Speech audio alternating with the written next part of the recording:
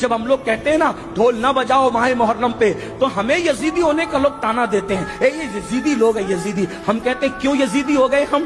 ہاں ہمارا حال تو یہ ہے کہ ہمیں ناسبی اور خارجی اہل بیت کا ذکر سن کے ہمیں رافضی کہیں، اور آپ کو ڈھول کے لیے منع کریں تو آپ ہمیں یزیدی کہیں۔ بہت اچھی بات ہے، آپ کے اپنے معاملات ہیں، مگر یاد رکھنا اللہ کی عدالت میں تمہیں بھی منہ دکھانا ہے اور ہمیں بھی کھڑے ہونا ہے۔ ہم حق بات کہہ جائیں گے، کیوں ڈھول بجاتے ہو محرم میں، کیوں ڈھول پیٹتے ہو محرم میں، کیوں چڑھاوے چڑھاتے ہو بتوں کی طرح معاملات کر کے، تو آپ کہیں گے محبت ہے محبت۔ ہم نے کہا کیوں محبت ہے؟ جن کی شادیوں میں ڈھول نہیں بجے ان کی شہادتوں پہ ڈھول بجاتے ہو، بے شرمو۔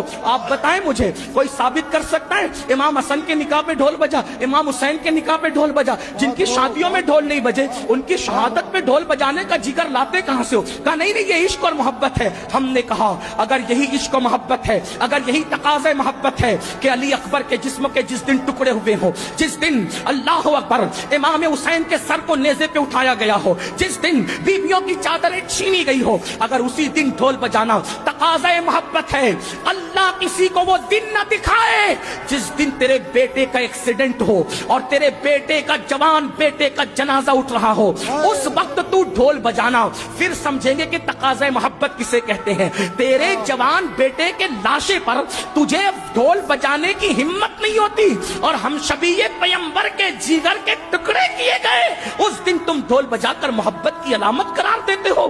شرم نہیں آتی؟ ذرا سوچو تو صحیح۔ سنیو، بدعقیدگی کے راستے ہم نے استوار کرنے کی کوشش کی ہے۔ امام احمد رضا کی شان یہ ہے، انہوں نے اہل سنت کو بھی اصلاحی نظریہ پیش فرمایا اور بدعقیدوں کو بھی لگام عطا کی۔ کم نصیبی یہ ہے ہم نے بدعقیدوں کے معاملے میں اعلیٰ حضرت کا موقف تو پیش کر دیا، لیکن اہل سنت کی اصلاح کے لیے انہوں نے جو باتیں پیش کی کہ ہم نے اس کی ہمت کی، اس لیے کہ ہم تو سوچتے ہیں فلاں صاحب ناراض ہو جائیں گے، فلاں صاحب۔ یاد رکھو قرآن کہتا ہے واللہ ورسولہ احق ان یرضوا، اللہ اور اس کے رسول زیادہ حقدار ہیں کہ ان کو راضی کیا جائے۔